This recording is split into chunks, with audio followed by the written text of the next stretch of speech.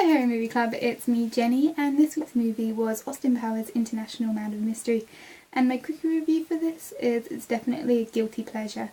If a friend were to ask me whether or not I would recommend this film, I would say there would be jokes that are really excellent and very well put together, and there are jokes that are not my cup of tea. And if it's on TV, I will probably watch it if there's nothing else that I want to watch, but it's not one of those ones that I'd go out and buy. That being said, I can't deny that this is a very classic, iconic parody film.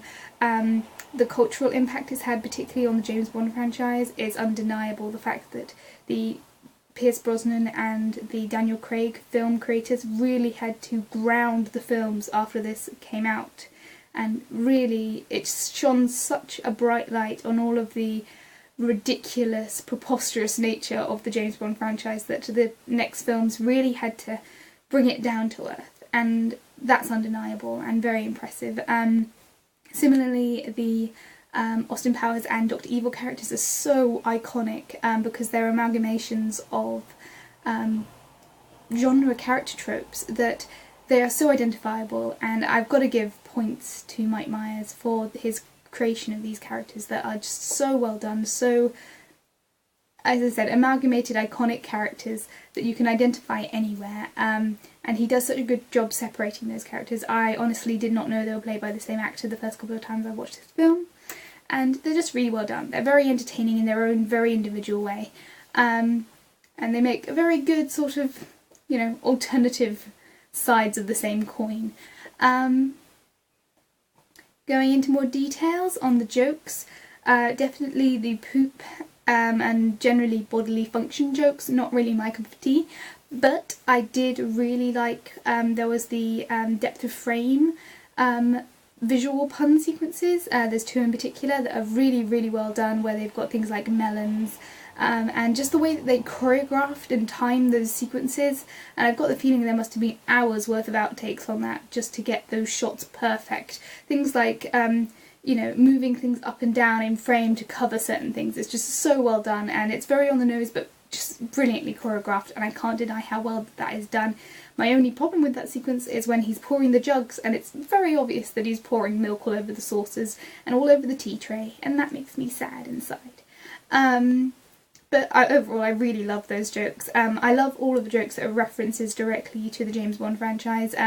Particularly there's a couple of lines that are taken directly out of the James Bond franchise and just slotted in here, and they sound just as ridiculous.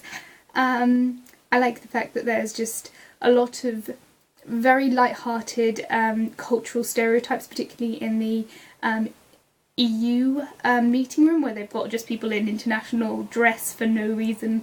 All of the British jokes, particularly with bad teeth and the Union flag car, and all of those things that are just so on the nose and very, very silly but entertaining in their own silly way.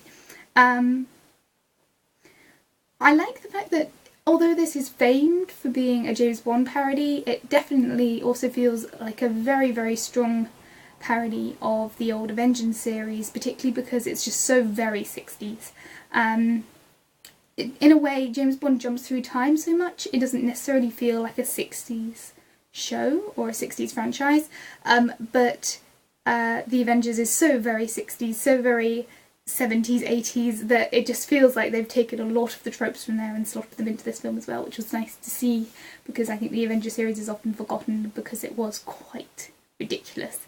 Overall, I enjoyed this film. I think if you watch, I think you should definitely give it a watch, see how you feel, see whether or not you enjoy it. As I said, there are some jokes that just shine and there's some jokes that don't, at least for me. And the character creation is so well done. If I haven't given a shout out to Seth Green is amazing. But yeah, I just wanted to say that again, and yeah.